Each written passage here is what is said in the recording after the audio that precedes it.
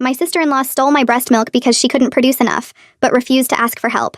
She went nuts when I put a lock on my freezer. My sister-in-law and I gave birth 3 weeks apart. Her name was Odette, and she married my husband's older brother about 5 years ago.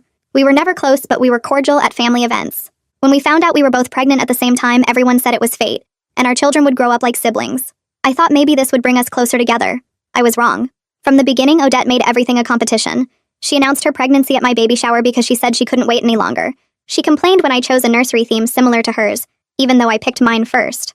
She got upset when my registry had some of the same items as hers because she said I was copying her. I ignored most of it because I didn't have the energy to fight while growing a human. After the babies were born, things got worse. Odette had trouble with breastfeeding. Her milk supply was low and her son wasn't latching properly. The pediatrician suggested supplementing with formula, but Odette refused. She said formula was poison, and she would never give her child anything artificial. She said breast milk was the only acceptable option, and she would figure it out. I had the opposite problem. I produced more milk than my daughter could drink. I pumped constantly and stored the extra in my freezer. I had bags and bags of frozen breast milk labeled with dates.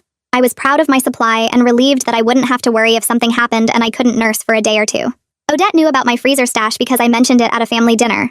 She asked how much I had, and I told her I had enough to feed my daughter for weeks if I needed to. She got quiet after that and changed the subject. A few weeks later, my mother-in-law started hosting weekly family dinners again. She wanted the cousins to bond and the family to stay connected. My husband and I would bring our daughter and spend a few hours at his parents' house every Sunday. Odette and her husband did the same with their son. I noticed Odette would disappear into the kitchen a lot during these dinners. She said she was checking on the babies or getting water or looking for something she left behind. I didn't think much of it. Then I started noticing my freezer stash was shrinking. I counted my bags obsessively because I wanted to track my supply. Every Monday morning after Sunday dinner, I would find fewer bags than I remembered. At first, I thought I was miscounting. Then I thought maybe my husband used some without telling me. He said he didn't. I thought maybe I was losing my mind from sleep deprivation. The bags kept disappearing, 5 or 6 at a time, always after Sunday dinners. I mentioned it to my husband, and he said I was probably just using more than I realized. I knew I wasn't. I knew exactly how much my daughter ate and how much I pumped, and the math wasn't adding up. Something was wrong. The next Sunday, I stayed home with a headache and sent my husband to dinner without me. I told him to pay attention to Odette and see if she did anything strange. He came home and said she seemed disappointed I wasn't there. He said she kept asking when I would feel better and if I would come next week. He said she went to the kitchen multiple times, but he didn't see anything unusual. The following Sunday, I went to dinner, but I watched Odette carefully. I saw her go to the kitchen with her large diaper bag. I waited a few minutes and then followed her. She wasn't in the kitchen. She was in the garage where my in-laws kept a second refrigerator. Her diaper bag was open on the floor, and she was putting my labeled breast milk bags inside it. I stood in the doorway and asked what she was doing. She jumped and dropped a bag on the floor. She said it wasn't what it looked like. I asked what it looked like because it looked like she was stealing my breast milk. She started crying immediately. She said she wasn't stealing. She said she was borrowing. She said she planned to pay me back when her supply improved. She said her son needed breast milk and she couldn't produce enough and she didn't have any other options. I asked why she didn't just ask me. She said she was embarrassed. She said she didn't want anyone to know she couldn't feed her own baby. She said she figured I had so much I wouldn't even notice. I told her I noticed weeks ago. I told her I thought I was going crazy counting bags that kept disappearing. I told her she took milk I pumped for my daughter without permission, and that wasn't borrowing. That was stealing. She begged me not to tell anyone. She said her husband would be furious. She said my mother-in-law would judge her. She said this would ruin her reputation in the family. I told her she should have thought about that before she took something that didn't belong to her. I left the garage and went back to dinner. I didn't say anything that night because I wanted to think about how to handle it. The next morning I bought a lock for my freezer. A real lock with a key that only I had. I installed it before the next Sunday dinner. That weekend, Odette showed up with her usual large diaper bag. She disappeared to the kitchen after about an hour. She came back 10 minutes later looking confused. She disappeared again 30 minutes after that. She came back looking panicked. She pulled out her phone and texted me from the bathroom. The message said she needed to talk to me alone before we left. I showed my husband and he said we should hear her out. We waited until everyone was saying goodbye, and then I told Odette I would walk her to her car. Her husband was already buckling their son into his car seat when we got outside. I stood by her driver's side door and asked what she wanted to say. She started crying again and apologized for everything. She said she knew what she did was wrong and she understood if I never forgave her. She said she just wanted me to know she was going to get help and stop lying to everyone. I told her I appreciated that, but I needed some time to think about everything. She nodded and got in her car and drove away. That night, my husband and I talked for hours about what to do next. He said his brother deserved to know what happened because Odette was clearly struggling. I agreed, but I wanted to handle it carefully so we didn't make things worse. We decided I would reach out to Odette the next day and offer to help her find a lactation consultant. If she refused or kept lying, then we would tell her husband ourselves. The next morning, I texted Odette and asked if she was serious about getting help. She responded immediately and said yes. I sent her the name and number of a lactation consultant my pediatrician recommended named Madison. Odette made an appointment for Thursday afternoon and asked if I would come with her. I said yes because I wanted to make sure she actually went through with it. Thursday came, and I met Odette at the lactation consultant's office. Madison greeted us warmly and took us back to a private room. She asked Odette to explain her situation, and Odette told her everything, including the part about stealing my milk. Madison didn't judge her or make her feel bad. She just listened and took notes and asked questions about Odette's son's feeding schedule and weight gain. Then she examined Odette and watched her try to nurse her son. She confirmed that Odette's supply was low and her son's latch needed work. But she also explained there were things Odette could try to increase her production. She talked about different pumping schedules and herbal supplements and staying hydrated. She showed Odette some techniques for helping her son latch better. Odette asked a million questions and took notes on her phone. I could see the relief on her face as Madison explained everything calmly and practically. Then Madison gently brought up the topic of supplementing with formula. She pulled out a growth chart and showed us where Odette's son was tracking compared to other babies his age. He was gaining weight, but slower than he should be. Madison said breast milk was wonderful, but the most important thing was making sure the baby got enough nutrition to grow properly. She suggested Odette consider using formula to supplement while she worked on increasing her own supply. Odette's eyes filled with tears, but this time she didn't get defensive. She asked Madison about different formula brands and whether some were better than others. Madison explained the differences between regular formula and organic options and how to introduce formula alongside breast milk. She said many mothers successfully combined both and their babies did great. Odette asked if using formula meant she was failing as a mother. Madison looked her right in the eye and said absolutely not. She said feeding your baby and keeping them healthy was the definition of good mothering, regardless of how the milk got there. After the appointment, I asked Odette if she wanted to get coffee and talk. We sat in a cafe parking lot with our babies sleeping in their car seats. I told Odette I would give her milk on a regular schedule if she wanted it, but only if we did this the right way with honest communication.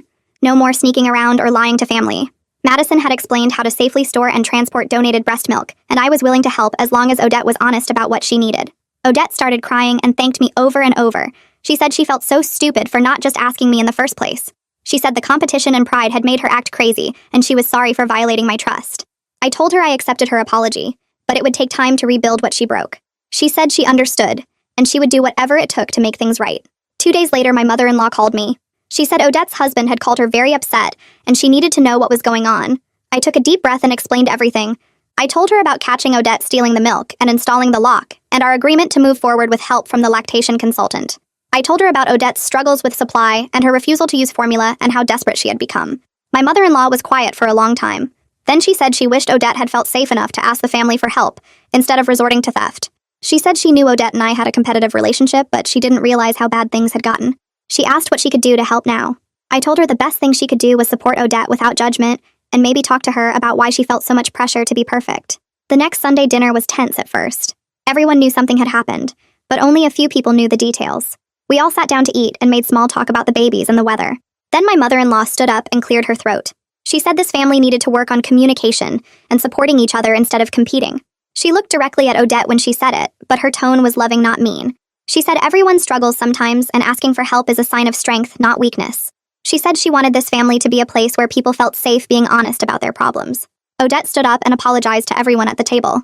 She said she had been lying about her breastfeeding struggles and had done something she was ashamed of. She didn't give all the details, but she said she was getting help now and learning to be more honest. I saw real relief wash over her face as she sat back down. My father-in-law reached over and squeezed her hand. My brother-in-law put his arm around her shoulders. The tension in the room broke and dinner continued with easier conversation.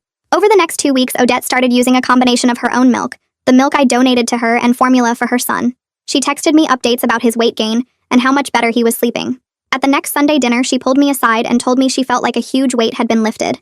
She said she had been so stressed trying to maintain an impossible standard that she was making herself and her baby miserable. Now that she had let go of that pressure, she could actually enjoy being a mom. Her son was thriving and she was sleeping better, and her marriage was improving because she wasn't hiding things anymore.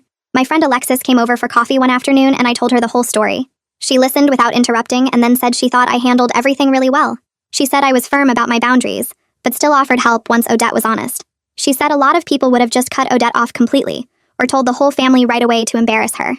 I told her I considered both those options, but ultimately I wanted to solve the problem, not just punish Odette. Alexis said that was mature, and she was proud of me. It felt good to have outside validation that I made the right choices. A few weeks later, Odette asked if I wanted to go to a new mother's support group with her. It met every Tuesday night at the community center, and was led by a woman named Brooke Flynn. I agreed to try it out. The first meeting was eye-opening. There were about 12 women there, and every single one had struggled with something related to motherhood. Some had breastfeeding problems like Odette.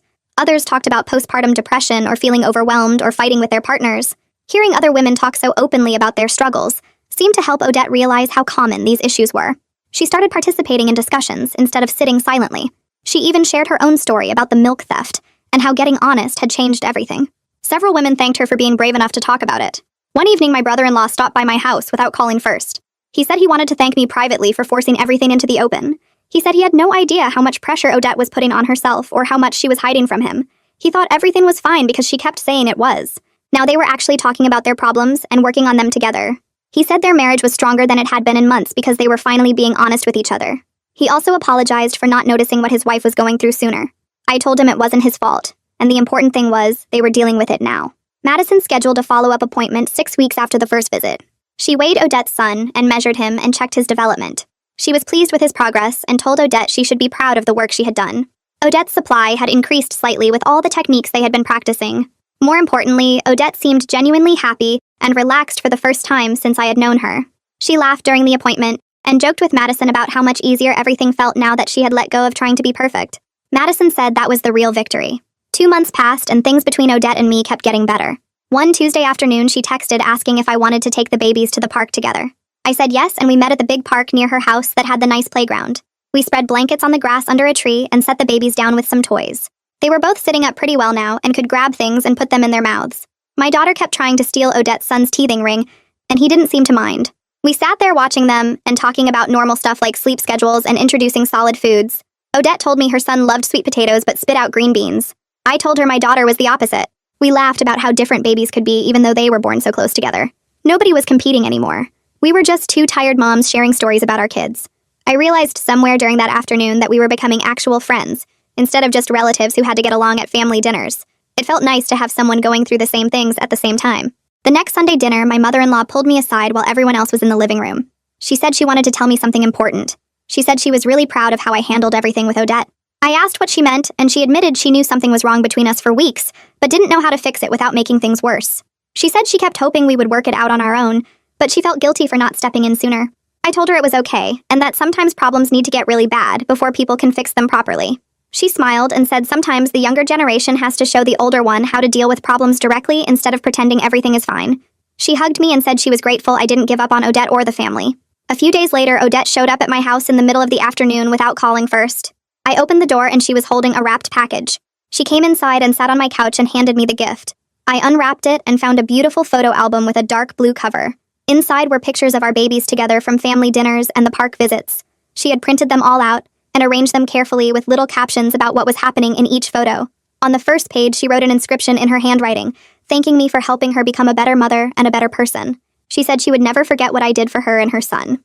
We both started crying, but this time they were happy tears instead of the angry, scared ones from before. I hugged her and told her I was glad we got through it together. The following week, both babies had checkups scheduled on the same day. Kevin saw them one after the other in his office. He's Madison's husband, and he's been a pediatrician for like 10 years. He measured both babies and weighed them and checked all their development milestones. He told Odette her son was thriving and gaining weight perfectly now. He said she should be really proud of herself for seeking help and doing what was best for her baby even though it was hard. Odette's face lit up with the biggest smile I'd ever seen on her. She thanked him about 5 times before we left. Sunday dinners became something I actually looked forward to instead of dreading. Odette and I would swap baby clothes that our kids had outgrown. She gave me a bunch of cute onesies her son couldn't wear anymore, and I gave her some dresses my daughter had only worn once. Our husbands started joking about how their wives finally got along after all those months of tension. My father-in-law said the babies really were growing up like siblings, just like everyone predicted back when we were both pregnant. 3 months after the whole freezer lock situation, I noticed I was pumping less milk. My daughter was eating more solid foods now and nursing less often. I still had extra milk most days, but not the huge amounts from before. Odette was still accepting donations from me when I had extra, and she always thanked me like it was the biggest gift in the world. But now she was also bringing me things to help me out. She made freezer meals for my family twice a month and dropped them off with cute labels on each container. She offered to babysit my daughter whenever I needed a break or wanted to go out with my husband. At the Tuesday support group meeting, Odette raised her hand during sharing time. Brooke called on her and Odette told everyone her story about stealing my breast milk and how finally admitting her struggles changed everything. She talked about how scared she was to ask for help and how much better life got once she stopped trying to be perfect. Several other mothers in the group thanked her afterwards for being so honest. They said they had been hiding similar problems and felt less alone hearing her story. Brooke pulled Odette aside after the meeting and asked if she would be willing to mentor new mothers who joined the group and were struggling with supply problems. Odette agreed right away. 4 months later, our families were closer than we'd ever been, and both babies were healthy and happy. Odette and I could actually laugh about the whole situation now. She joked that I should have installed that freezer lock weeks earlier and saved everyone a lot of drama. We started planning a joint first birthday party for the babies since their birthdays were only 3 weeks apart. We argued about whether to do a farm theme or a woodland creatures theme, but it was friendly arguing, not the mean competitive stuff from before. Then we got into a debate about who could make the better smash cake for the babies to destroy. My husband rolled his eyes and said, "Here we go again," but he was smiling. Life was really good now.